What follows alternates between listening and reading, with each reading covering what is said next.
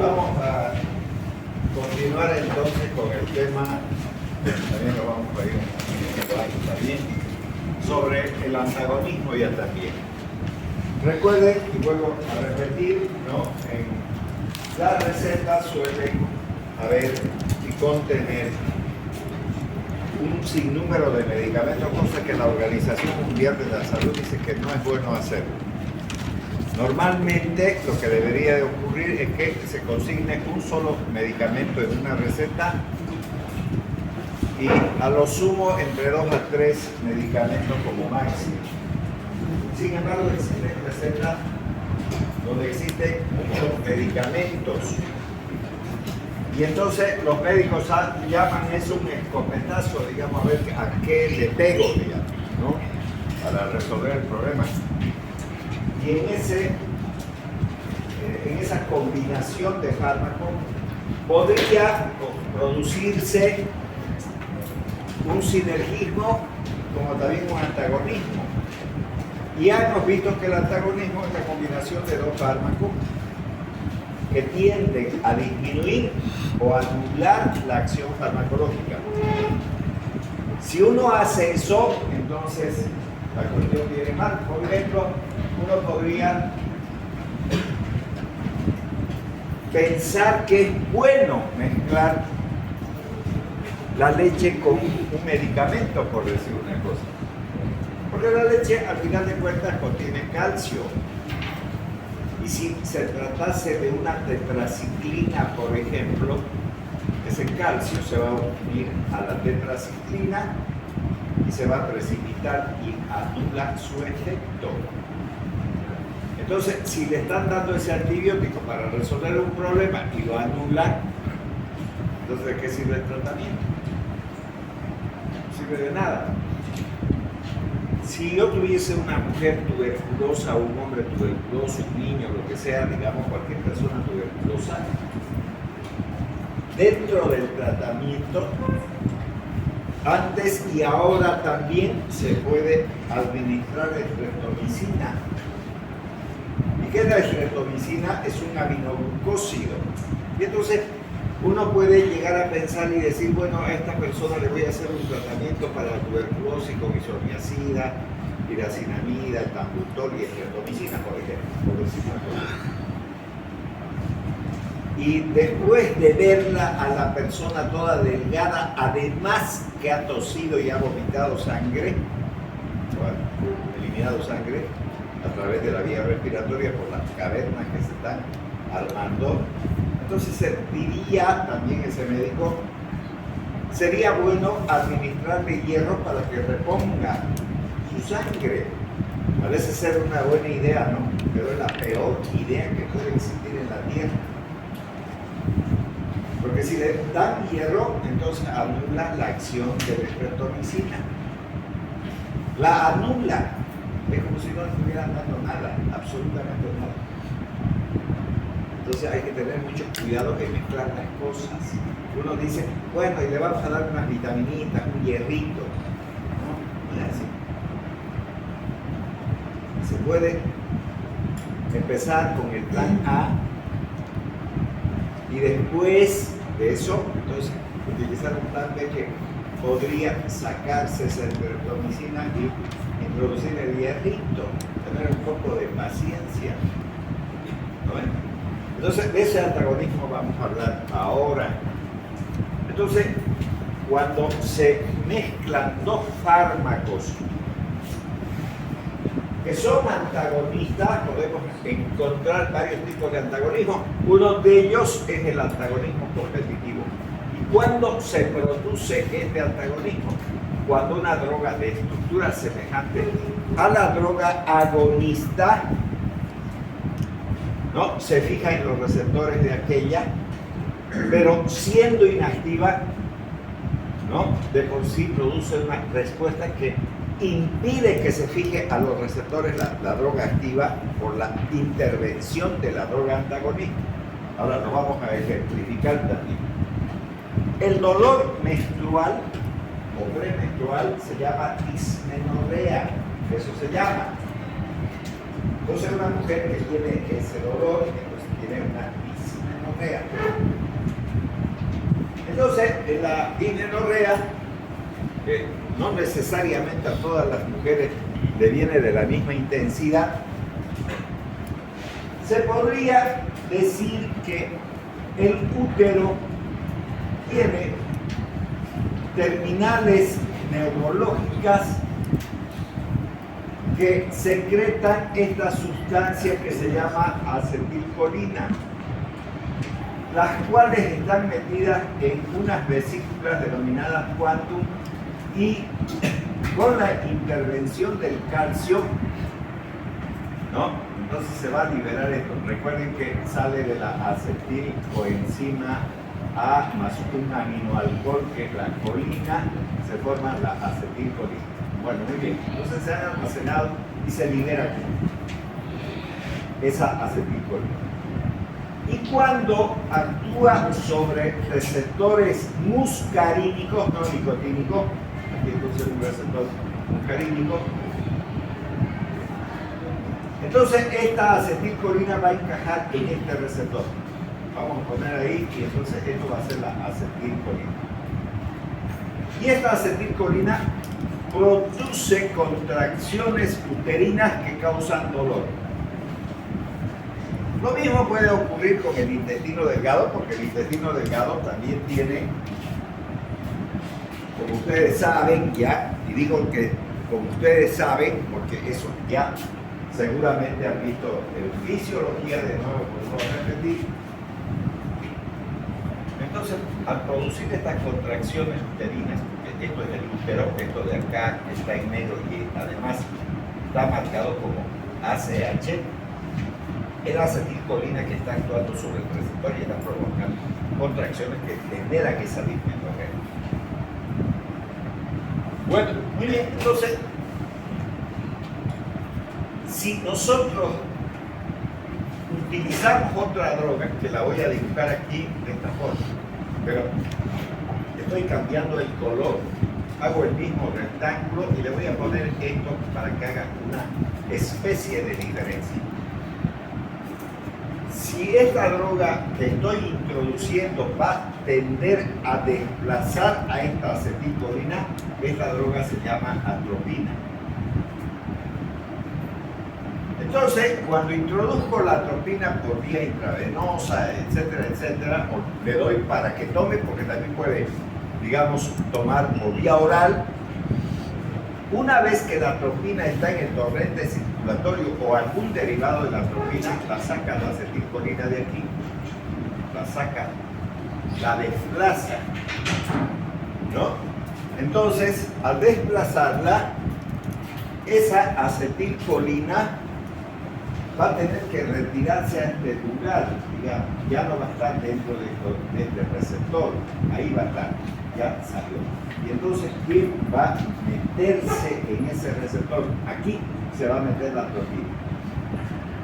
Al meterse ahí la atropina, cuya diferencia es el color, y tiene una forma de una casita, está bloqueando este receptor, no está actuando, está bloqueando cual si fuese un tapón de los lavamanos, por ejemplo. Dentro de los lavamanos tiene un tapón para que no se saque el agua. Tiene acción el tapón, en realidad no la tiene, está tapando solamente y evitando que el agua se vaya, ¿no? Lo mismo ocurre en las lavanderías, digamos, de ropa, y en muchas cosas ocurre lo mismo. Entonces, ¿qué ha pasado? Esta atropina se metió aquí. Al meterse aquí, al meterse en este lugar, está ocupando el lugar de la acetilcolina.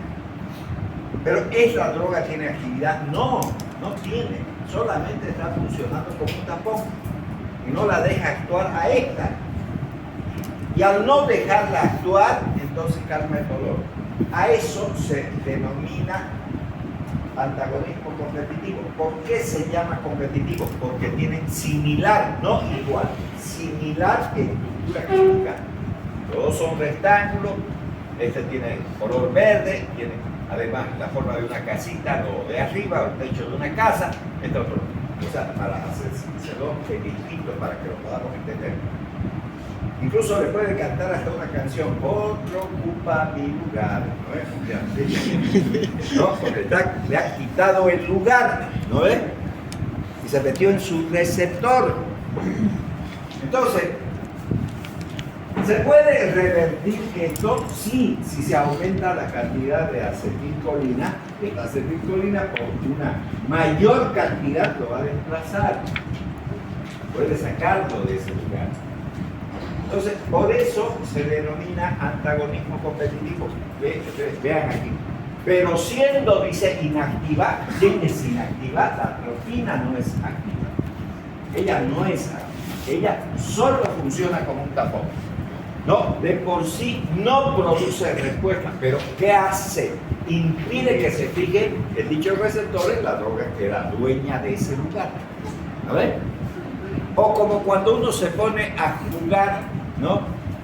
El que va por Semilla o Sevilla, digamos, pierde su silla, digamos. Se mete otra persona. Si se metió otra persona, ya no puede meterse otra ahí. No puede. ¿No ves? Es un antagonismo de tipo competitivo. ¿Lo entienden? ¿Está claro eso? Ya, perfecto.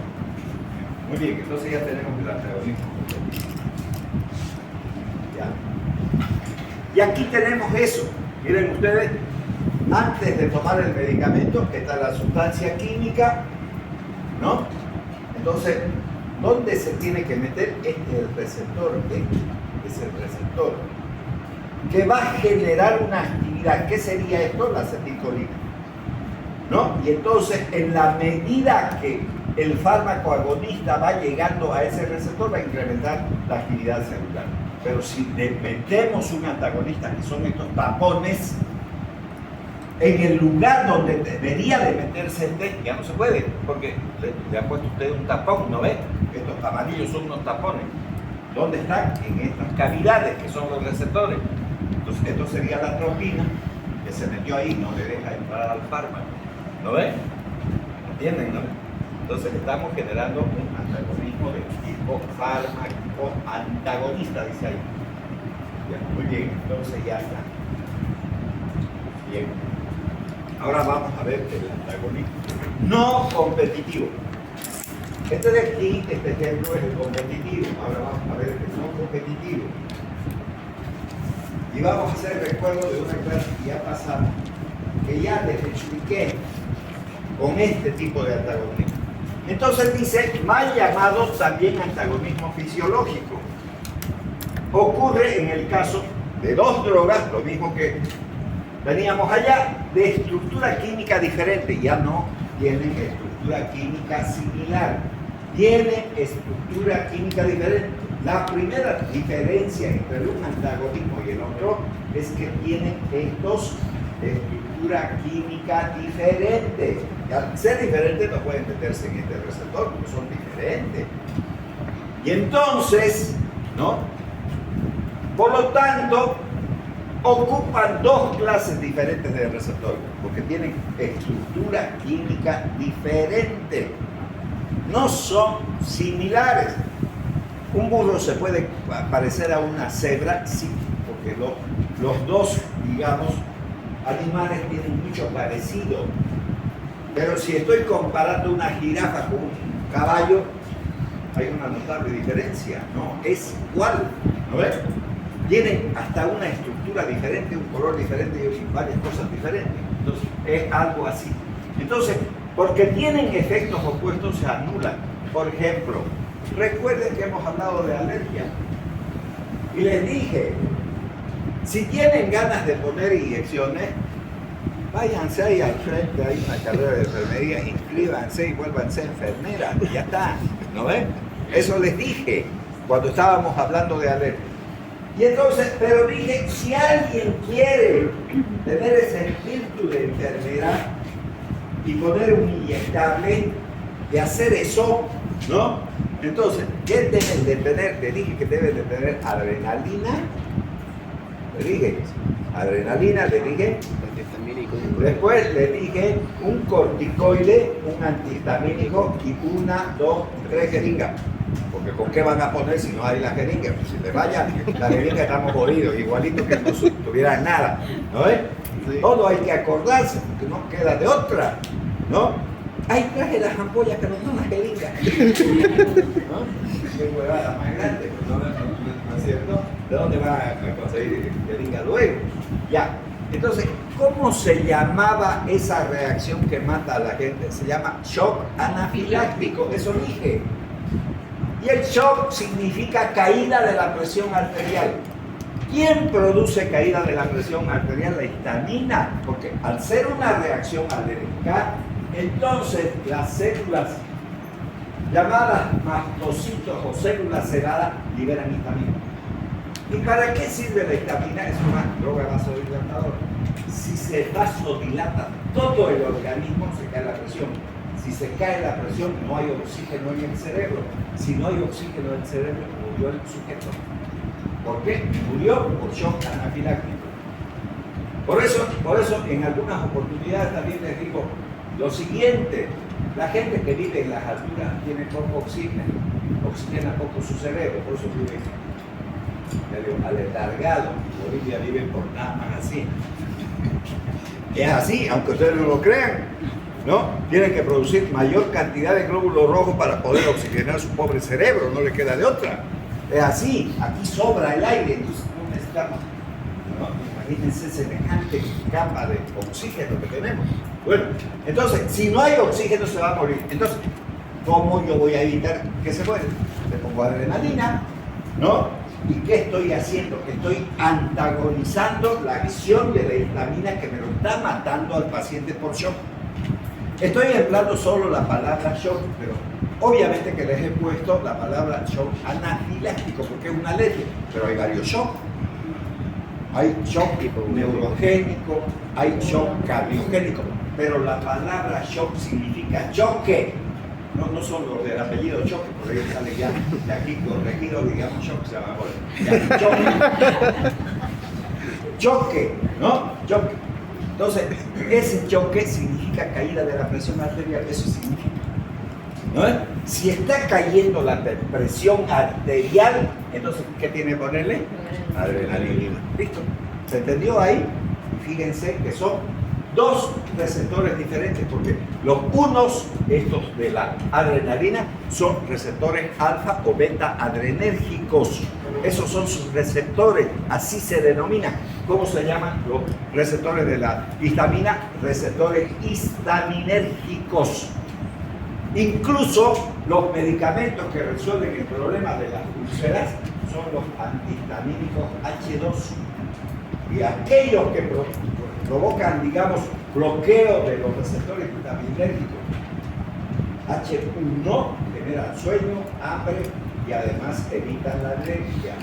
La gente que toma antihistamínico le da mucha hambre, empiezan a engordar, aumentan el peso y además les produce sueño. ¿Y por qué estoy diciendo eso? Porque a muchos niños le dan esos antihistamínicos y lo mandan al colegio y están, ¿no? Durmiendo. Y entonces está durmiendo uno que va a aprender. ¿No es? Igual, no le vayan a dar un antialérgico a uno que está manejando si está manejando. Habrá que decirle, deje de manejar, usted vaya a hacer su casa y toma y se echa a dormir, porque si va manejando y está durmiendo, va a protagonizar accidentes. Por nada. Entonces, ahí tenemos el antagonismo no competitivo porque actúan en diferentes receptores debido a que tienen una estructura química diferente. Está claro, ¿no es? Clarísimo, ¿no es? Y además les esclarece de sobremanera ese problema que hemos hablado de las alergias, sobre todo del shock anafiláctico. La adrenalina no cura la alergia, cura el shock. La palabra shock quiere decir caída de la presión arterial, eso significa. ¿Ya? ¿Está claro eso? Bueno, muy bien. Entonces ya. Ahora vamos a ver otro antagonismo. Aquí tiene clasificación de los antagonistas. Antagonismo químico, incompatibilidad química, ¿no? Se da entre moléculas muy reactivas, las cuales más bien se neutralizan. Por ejemplo, si tienen un antagonismo químico, ¿no?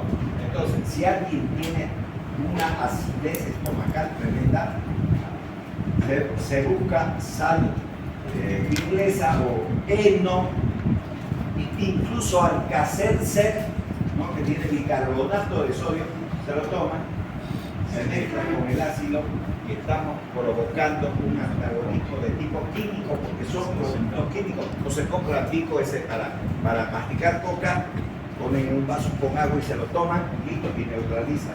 Pero no va a durar mucho tiempo porque esa reacción química es rápida y genera dióxido de carbono y por lo tanto hay eructos cuando toman eso. El fisiológico funcional se da con sustancias que tienen acciones opuestas, el caso de la histamina y la adrenalina, que ya hemos mencionado, y hay unos farmacológicos que serían, ¿no es cierto?, los antagonistas de tipo competitivo. Entonces, ahí tienen también esa clasificación para que ustedes puedan observar y tener eso en sus apuntes y demás. Lo mismo aquí. Aquí dice antagonismo competitivo. Aquí está el receptor, que es un vaso. Esta es la droga agonista. Esta sería, digamos, la acetilcolina. Va a entrar aquí cabal, porque tiene la misma forma de este vaso. Y el antagonista tiene el mismo tamaño, el mismo formato, pero diferente color para diferenciarlo. Y entonces, si usted le mete este no tiene acción, pero evita que actúe este agonista. En el antagonismo no competitivo son dos receptores diferentes. Son diferentes, este parece un vaso. Y este, si ustedes quieren, parece una de esas copas para tomar champán o alguna cosa de esa, ¿no es cierto? O un triángulo, si ustedes quieren. Entonces, este va a entrar en este receptor, que tiene la forma de un triángulo, y este va a entrar aquí. Entonces, son dos receptores diferentes con dos estructuras diferentes, o en este caso, dos figuras diferentes. ¿Está claro eso?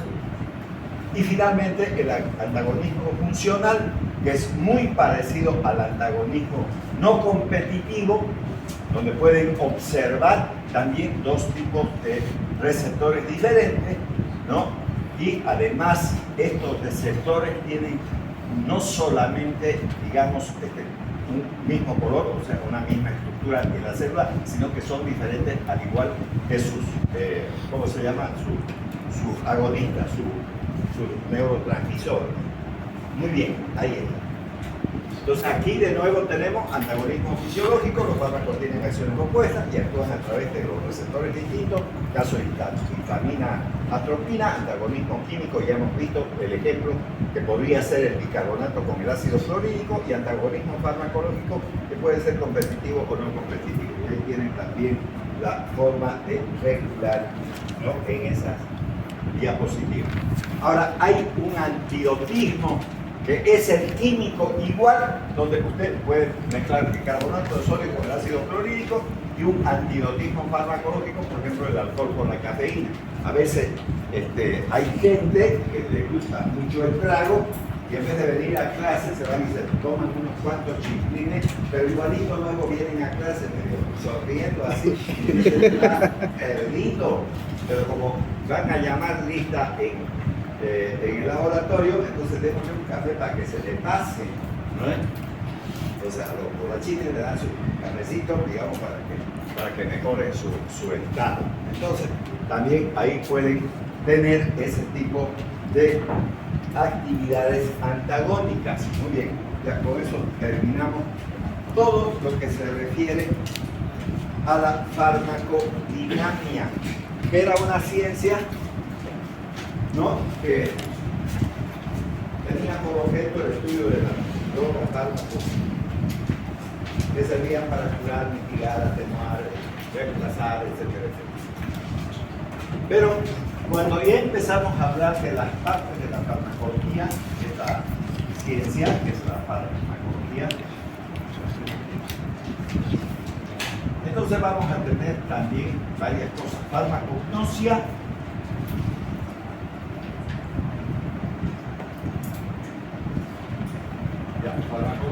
entonces origen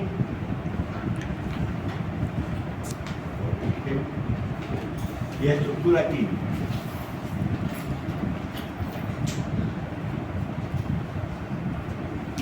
Bueno, segundo problema, farmacodinamia.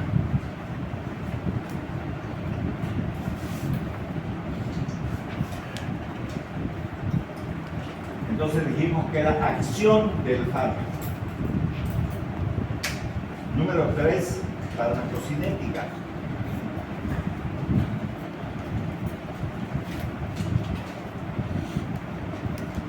Y esta farmacocinética, si esta farmacodinamia es la acción del fármaco sobre el organismo humano, la farmacocinética es la acción del cuerpo humano sobre la droga.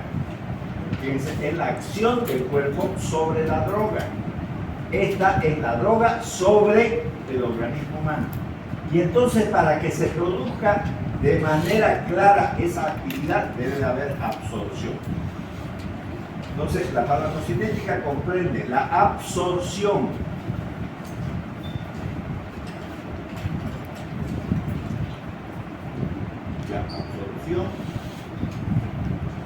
distribución,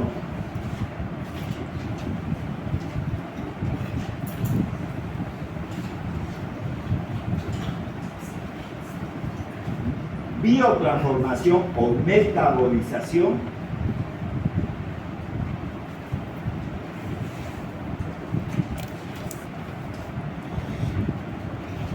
y finalmente excreción.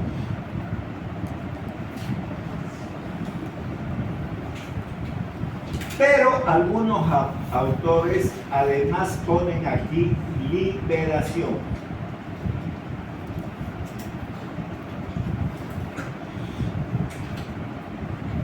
Entonces, se forma una palabra latine: liberación, absorción, distribución, metabolización y excreción. ¿Verdad? Bueno, muy bien. Bien, vamos a hablar ahora de esta farmacocinética.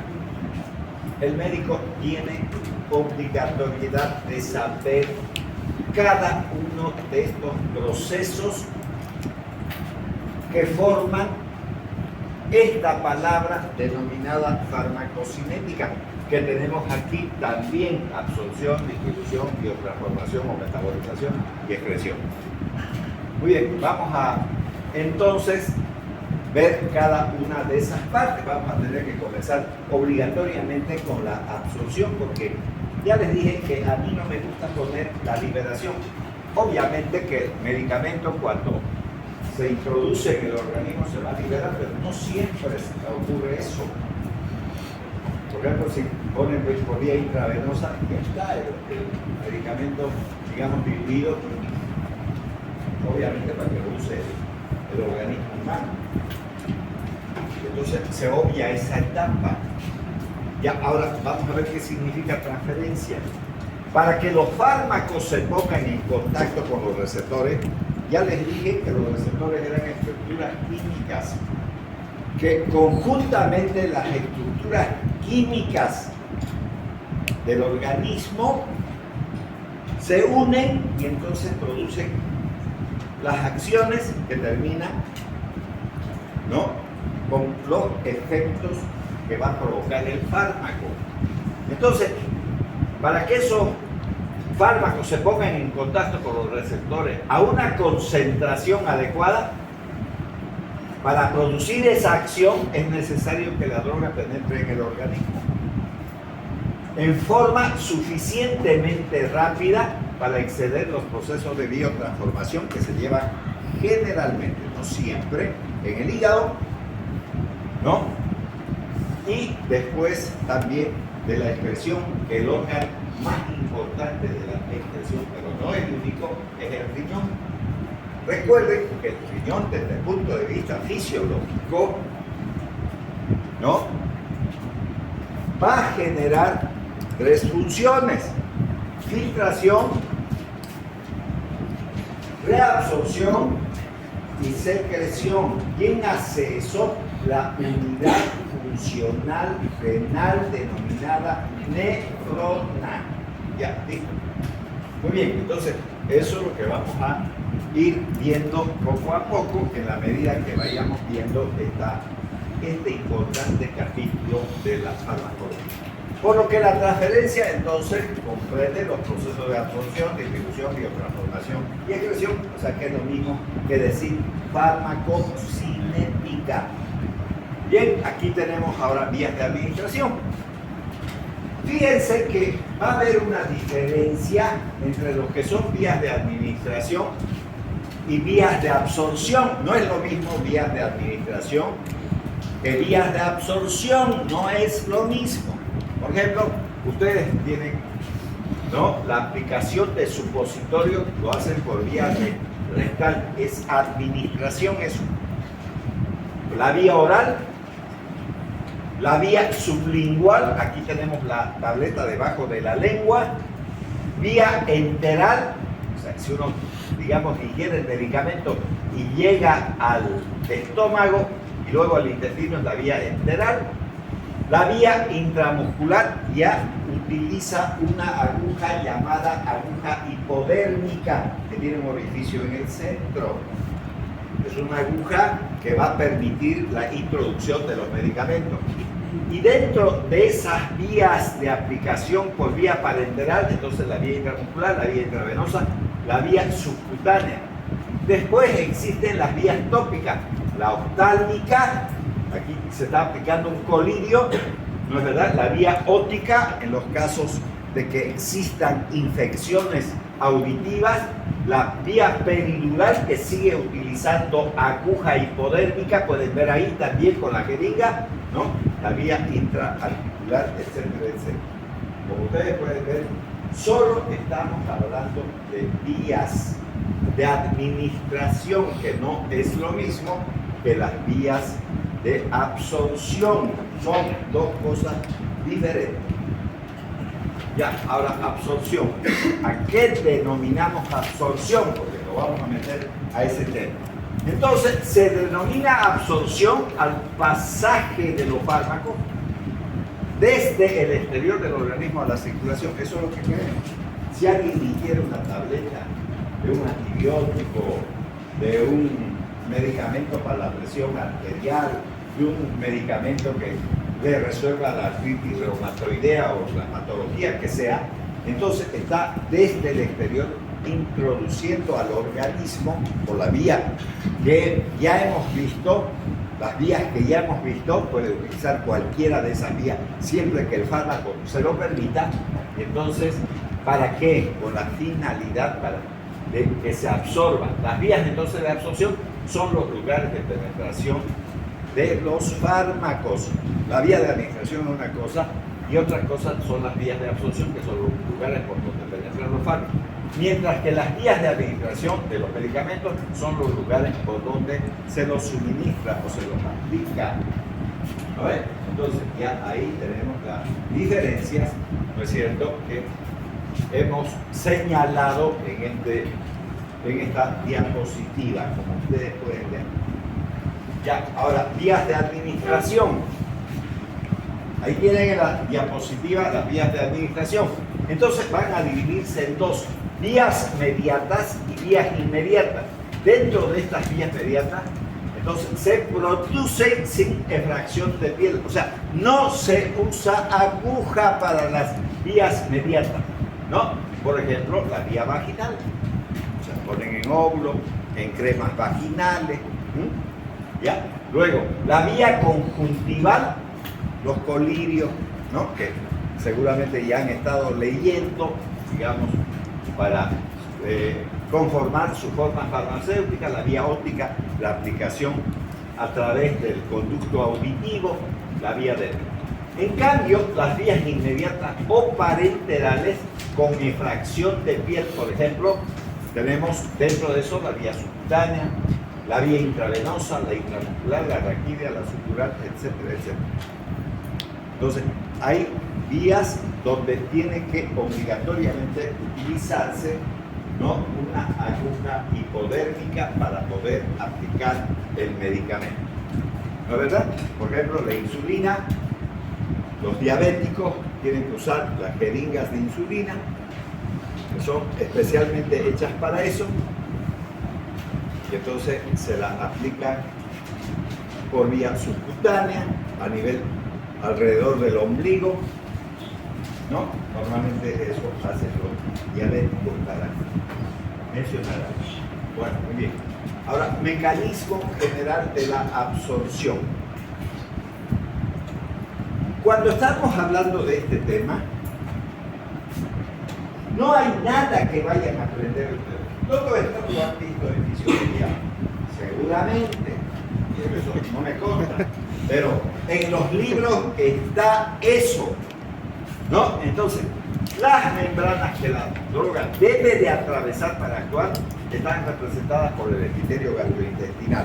Bueno, entonces hemos visto, ¿no es cierto?, aparato digestivo, y en aparato digestivo no hemos visto la estructura nomás, porque sí habla el libro, ¿no?, del cómo está estructurado desde el punto de vista histológico y todos los cambios que existen desde la boca hasta el ano, porque eso es toda la vía digestiva. Pero la fisiología se centra sobre todo en los movimientos de mezcla y de propulsión, después los procesos de absorción, que son exactamente los mismos para los fármacos. No hay nuevos que se inventen. Por lo tanto, si alguien se pone a leer fisiología, está leyendo igual farmacología, porque ya está. Lo único que va a variar son los ejemplos. En vez de nutrientes, van a aparecer fármacos, nada más. Y entonces está representado por ese epitelio gastrointestinal, que podría ser también el cutáneo en los casos de los emplastos o parches, ¿no? También tenemos, digamos, el aparato respiratorio.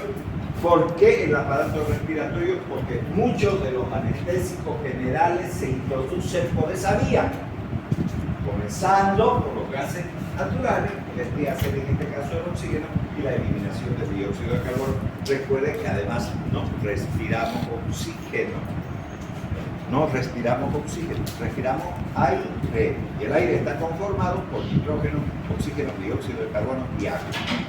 Ya. Y entonces, ese aparato respiratorio va a responder a los anestésicos y algunos elementos como el alcohol, por ejemplo, ¿no? Digamos, el endotelio capilar también es importante, y además la membrana celular o plasmática, que es la barrera principal. ¿Cuál es la barrera principal? La membrana celular o plasmática.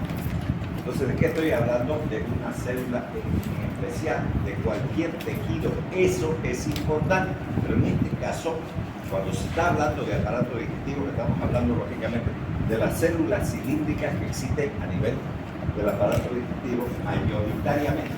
Alguien va a decir, también la boca es y no tiene, digamos, epitelio cilíndrico. Claro que sí, no tiene, ¿no? Pero conforma el aparato digestivo. Esófago, estómago, intestino delgado, intestino grueso, etcétera, etcétera. Todo ese conjunto tiene epitelio cilíndrico con ciertas características diferentes, claro, sí, también. Recuerden que el duodeno es la porción del intestino donde más se absorben los nutrientes.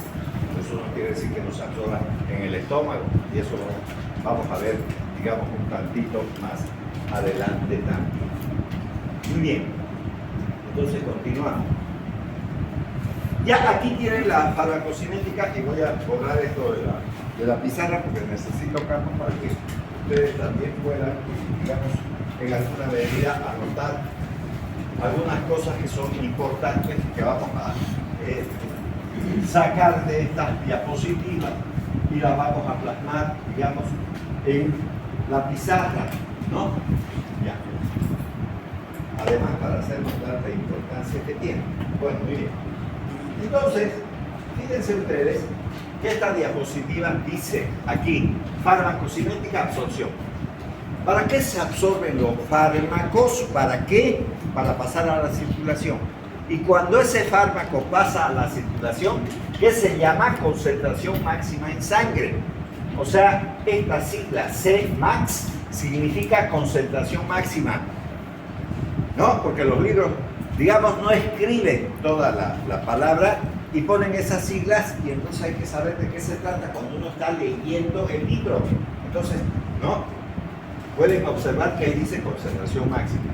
Entonces, dice que es la concentración máxima, es la que alcanza un fármaco después de la administración. Y aquí tenemos unos vasos sanguíneos y dentro hay unas tabletas, como haciendo referencia de la concentración de los fármacos, ¿no? En el torrente circulatorio, en este dibujito. Después disminuye en dos fases esta concentración, ¿no? Cuando hay un descenso del medicamento, digamos, a nivel plasmático o una concentración mayor a nivel tisular. Entonces vamos a ver eso. Cuando yo estoy hablando de nivel sanguíneo, aquí digamos de sangre, por ejemplo de la glucosa, esta glucosa que está circulando, ¿dónde va a pasar? A las células. Entonces aquí tenemos un montón de células. Ahí está. Esta glucosa que está circulando, que podría ser una droga, porque si quieren vamos a una farmacia y le decimos si tiene hipertrose o glucosa al 10%, 50% o un suero glucosado. El 5% al 10% de tener los sueros glucosados. Si le ponemos eso a un paciente, está circulando glucosa. ¿Cómo va a penetrar esta glucosa aquí? Cuando haya mucha concentración, una gran concentración de glucosa, vamos a poner en paréntesis, expresando la concentración, va a aparecer un producto que es la insulina. Esta insulina es como una llave y abre la puerta de la célula. ¿Para qué? Para que entre la glucosa. ¿Para qué entra la glucosa? Para que disminuya la concentración en sangre. ¿Cuánto es lo normal?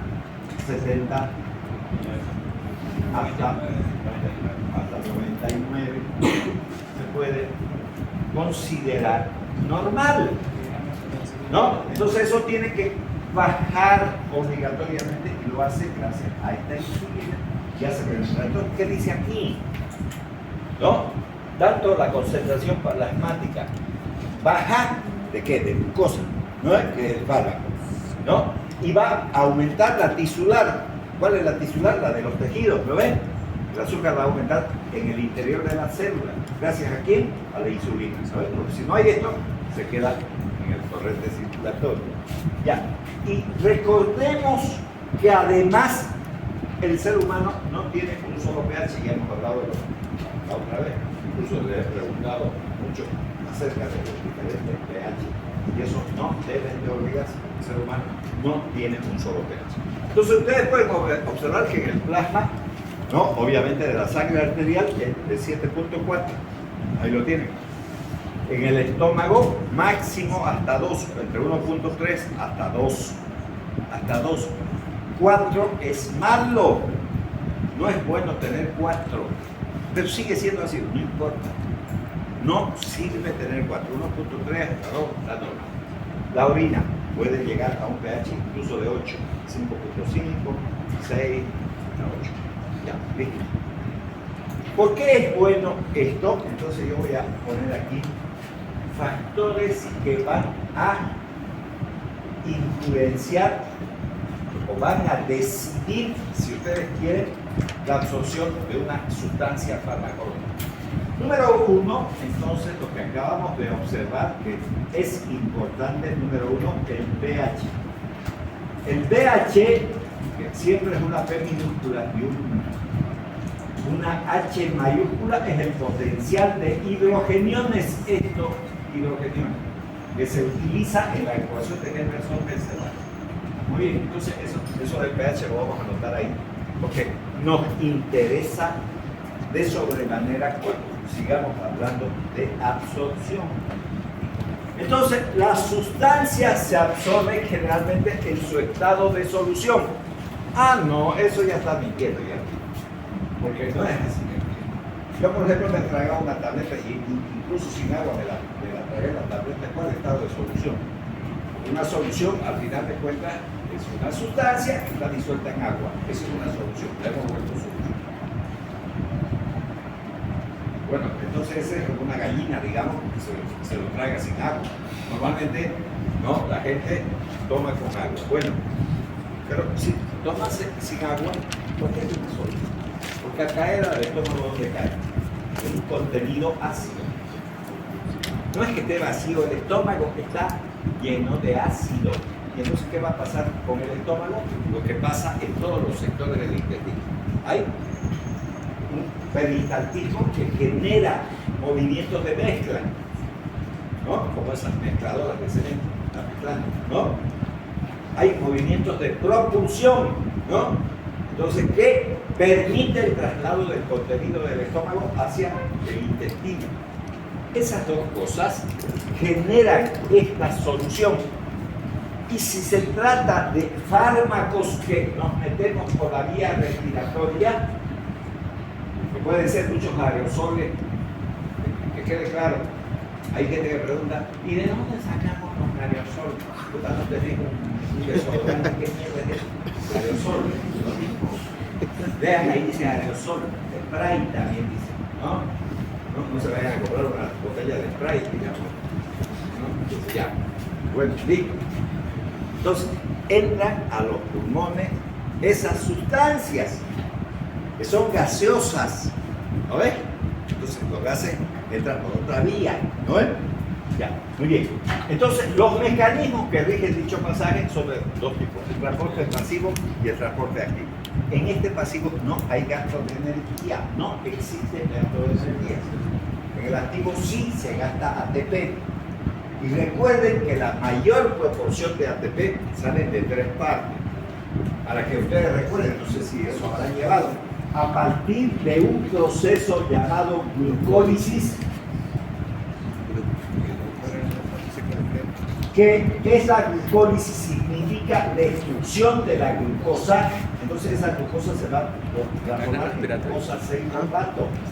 Después en fructosa 6-fosfato. Fructosa 6-fosfato. Después fructosa 1,6-fosfato. Y así sucesivamente hasta llegar al ácido pilúrico.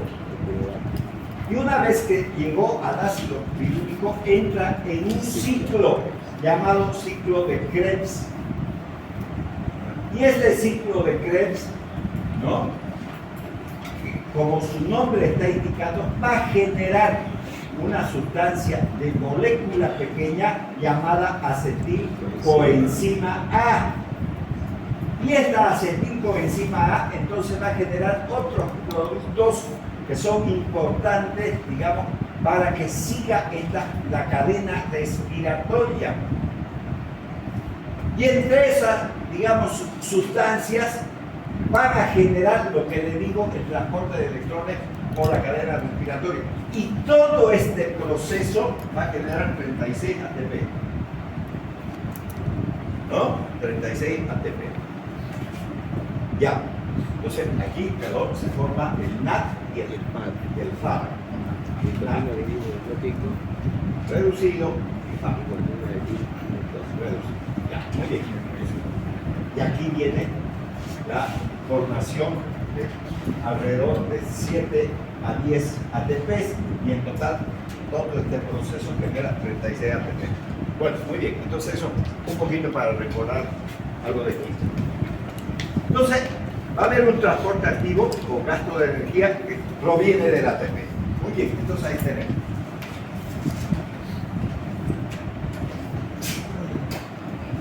Bueno, muy bien. Aquí tenemos entonces. Ya tenemos en esta diapositiva una imagen donde nos dice alta concentración de soluto, que está en líquido extracelular. Se va a generar un transporte a nivel de la célula y tenemos un transporte pasivo y tenemos un transporte activo. En el transporte activo hay lo que se denomina difusión simple. Aquí hay una molécula de color roja, se pasó aquí y es una difusión simple.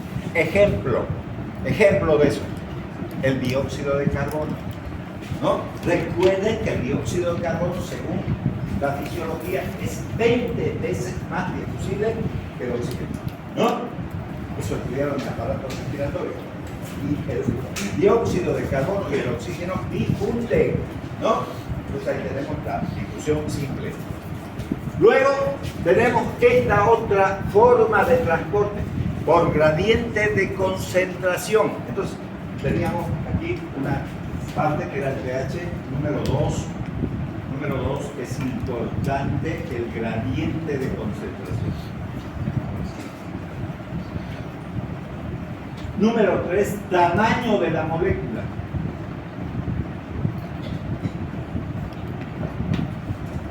Y fíjense que ni siquiera dice del átomo, de la molécula, dice, porque increíblemente hay moléculas que son más imposibles que los átomos.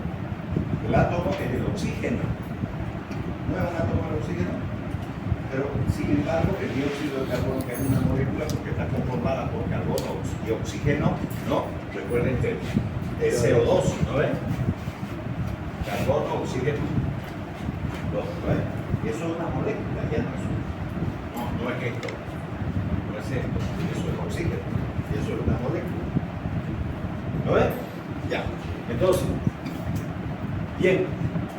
Entonces, el gradiente de concentración es importante, porque a mayor concentración en el lado externo va a generar que estas moléculas, siempre y cuando en un pH adecuado, por el tamaño de la molécula, por el gradiente de concentración, por la liposolubilidad, aquí vamos a poner también otro punto, liposolubilidad.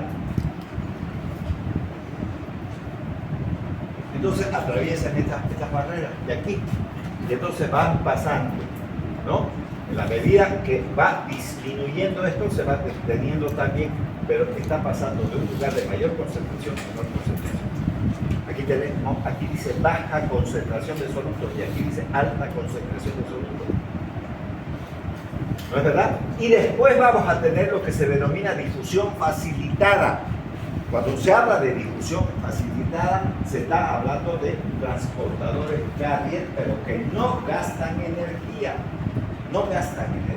Y entonces eso significa difusión facilitada, es decir, hay un elemento que está facilitando el transporte. Y en cambio, esto dice transporte activo, y aquí tenemos el ATP, del que hemos hablado ahorita. Ese ATP, que es el adenosín trifosfato, va a permitir el pasaje de esta sustancia con gasto de energía y por lo tanto se denomina transporte activo. ¿Verdad? Bueno, muy bien. Entonces, continuamos con el tema. Vamos bien. Ya, aquí de nuevo, transporte pasivo a favor de un gradiente, no necesita energía, se realiza por vía paracelular y transcelular. El transporte activo en contra de un gradiente de concentración necesita obligatoriamente de energía y se realiza por vía transcelular. ¿No? Eso también un resumen para que, digamos, ustedes tengan y aprovechen la facilidad luego de estudiar cuando vaya acercándose el examen. Entonces, vamos a comenzar con el transporte pasivo. Es decir, aquel transporte que no gasta energía. Entonces, ¿qué es el movimiento de sustancia? A través de las membranas siguiendo las leyes físicas. Por ejemplo, por diferencia de gradiente de concentración, que lo hemos puesto en esta parte, porque todo esto de aquí, todo lo que hemos escrito aquí, 1, 2, 3, 4, son los factores que van a favorecer el transporte. Y tenemos gradiente de concentración en el número 2, y aquí estamos hablando de esa diferencia. También un potencial eléctrico puede generar eso. Por ejemplo, eso ocurre ¿dónde? En el sistema nervioso y en el corazón. ¿Por qué en el corazón? Porque el corazón tiene marcapasos y genera energía.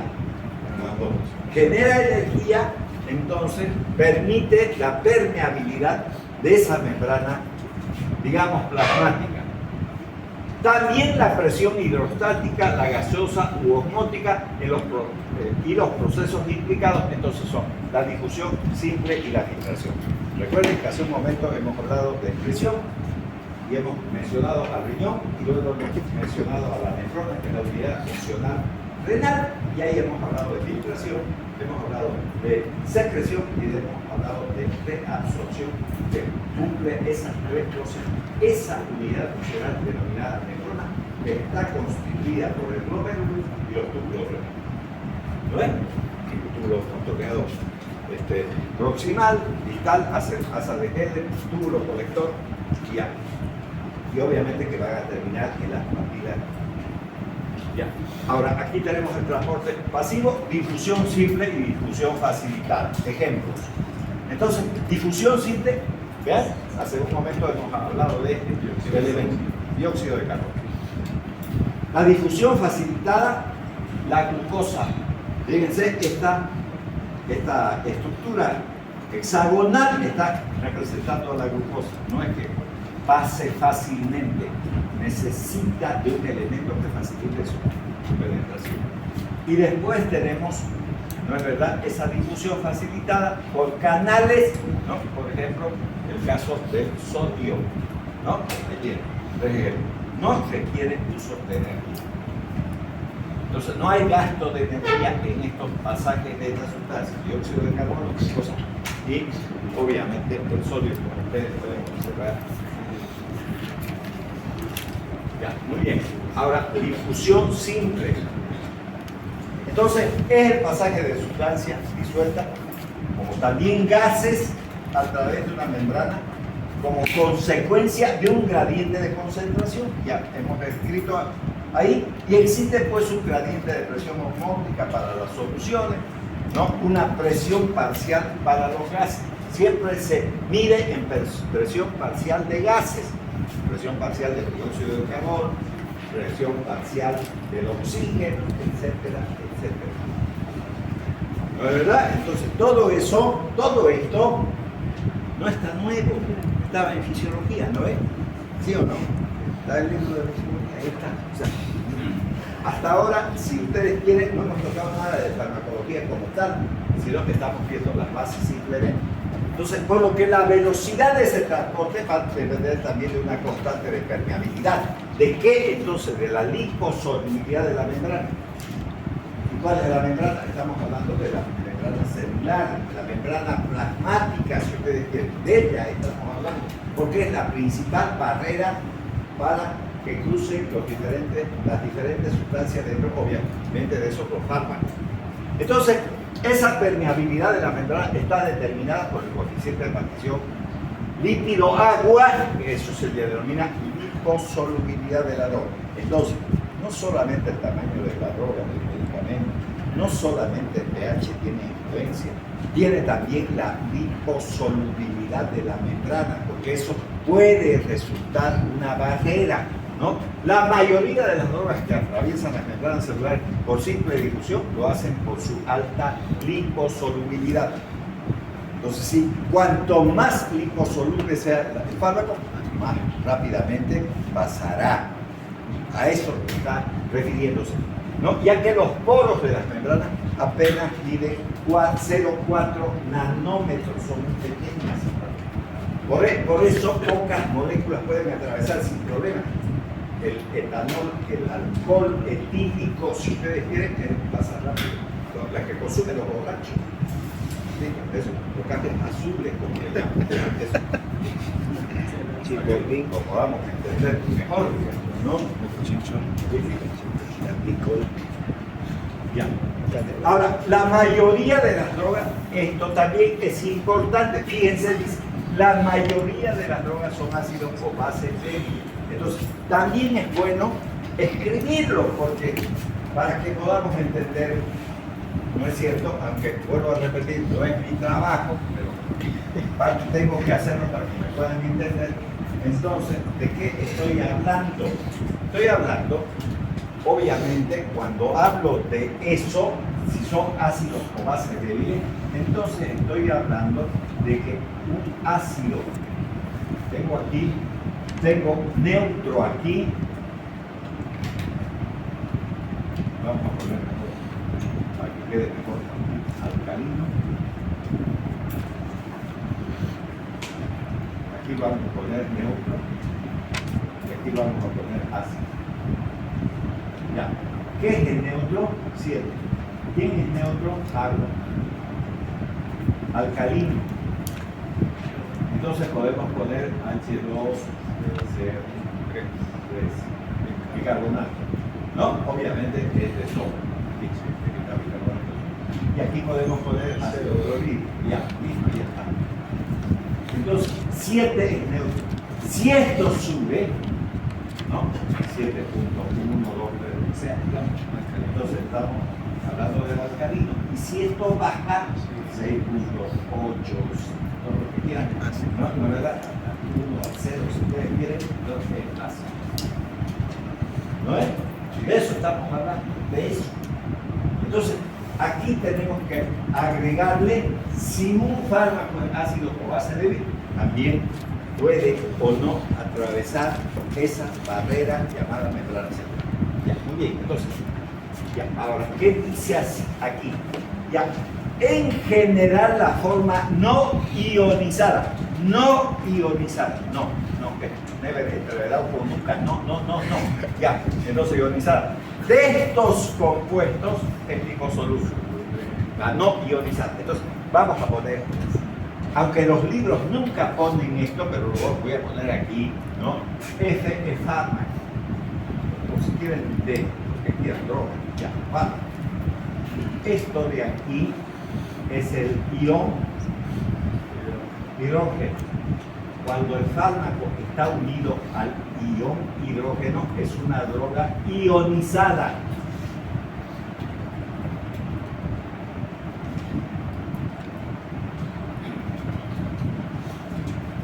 En cambio, si solo está el fármaco, pero sin este, es no, porque no está unida al hidrógeno, entonces no ionizada.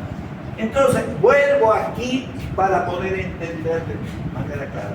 En general, la forma no ionizada de estos compuestos es la liposoluble y es la única que puede atravesar esa barrera. Entonces, imagínense ustedes una puerta de la casa, ¿no? Y entonces la droga va a ser un coche, un gordo. Bueno, si quieren, digo. Y ustedes van a hacer los iones. Se agarran del gordo y los dos quieren pasar por la puerta. No pueden, ¿no? ¿No? ¿Por qué? Porque están ionizados, ¿no? Y hacen una mazota. Bueno, ¿no? Entonces hay que largar al puerco y darle para su patada para que vaya para adelante y entonces uno puede atravesar tranquilo, sin problema ya. ¿Lo ves o no? ¿Sí o no? ¿Sí? ¿Se puede entender así? ¿Está bien? Ya, sí, bueno, muy bien, sí, me agrada. Entonces, en general, entonces la forma no ionizada de estos compuestos es la liposoluble y es la que puede atravesar. En los iones que son hidrofílicos polares, ¿no? Y muy poco solubles, por lo tanto, solo las primeras, o sea, solo la porción, digamos, no ionizada, pero además muy poco soluble, ¿no? Como está mencionando ahí, podrán atravesar la membrana por difusión, sí. Entonces, ya tenemos también ese concepto claro, importante, porque vamos a ver enseguida un poco de química con respecto a esto. Ahora, el grado de ionización, vuelve a decir, el grado de unión con el hidrógeno de estas drogas, ya sean ácidos o base débil, está dado por el parámetro pK. ¿Qué significa esto? Es la constante de disociación, la capacidad que tiene la sustancia farmacológica de unirse o deshacerse del hidrógeno. Por eso se llama disociación. Yo me voy a disociar, no me voy a asociar, me voy a disociar, voy a separar. Eso quiere decir, esa capacidad, ¿no? Ya, que tiene, digamos, la sustancia aquí. Pero cuando la sustancia está en una solución, dicha ionización depende también del pH. Si depende del pH, estamos más jodidos. ¿Por qué? Porque el ser humano tiene diferentes pH. Entonces, para que podamos entender eso, ¿qué es la cocaína? Que proviene de la coca, es una base. En un medio ácido, entonces se va a encontrar bajo esta forma ionizada y por lo tanto no va a atravesar la boca. ¿Qué tengo que hacer? Ponerle bicarbonato y alcalinizo el medio. ¿Por qué? Porque la cocaína es una base débil. Entonces, al poner, ¿qué estoy modificando? El pH, por eso dice también que hay que ver el pH de dicha solución, de acuerdo con la ecuación de Henderson-Hesselbach. ¿No es verdad? Eso es lo que va a ocurrir. Bueno, muy bien, vamos a continuar entonces este ejemplo. Bien. Luego, por ejemplo, dice, después de un dibujo se lo voy a explicar todo este montón de letras, ya está. Por ejemplo, en una membrana lipídica, separada por dos soluciones 7 y 1. 7, digamos el de la sangre, 1 el del estómago, que contienen un ácido débil con un pK de 4. Cuando se alcanza el equilibrio entre ambos lados de la membrana, como solamente pasa la porción no ionizada, la concentración de la misma será igual en las dos fases, tanto en la fase donde el pH es 7 como en la fase donde el pH es 1. Ahí van a igualarse. En cambio, no será lo mismo con la porción ionizada, que no puede pasar, por lo que la concentración será diferente en ambos lados de la membrana. Veamos entonces eso para que puedan verlo en un ejemplo. Ya listo. Miren, ¿qué tenemos aquí? El plasma. ¿Cuánto es el pH del plasma? 7.4. ¿Qué es esto? Es la membrana celular. Por eso es que está en amarillo, porque es lipoproteica. Los lípidos generalmente se pintan de amarillo. ¿Y qué es esto? El jugo gástrico. ¿Cuánto es su pH? 1.4. Ahora, fíjense lo que dice. La relación de una base débil como la aminopirina con una constante de disociación de 5 a un pH de 7.4, que es el plasma, entre la porción ionizada y la porción, digamos, ionizada es de 1, contemos ahora, 0, décima, centésima, milésima, una milésima, ¿no? Una milésima. Mientras que a un pH de 1.4 esta relación es 1 en 1000. Veamos entonces eso. Fíjense, aquí dice la no ionizada y es la que pasa. ¿Dónde cayó esta aminopirina? Primero al estómago. ¿Sí o no? Sí. Porque es así cuando ingerimos, ¿no? No cae a sangre, cae aquí. ¿No ven? Y entonces esta porción ionizada, como es la que pasa, entonces pasa 1 y se equilibra aquí. Tanto en el plasma como en el estómago, ese pH, digamos, esta porción no ionizada va a ser de 1. Pero ¿qué va a pasar con la porción, digamos, ionizada?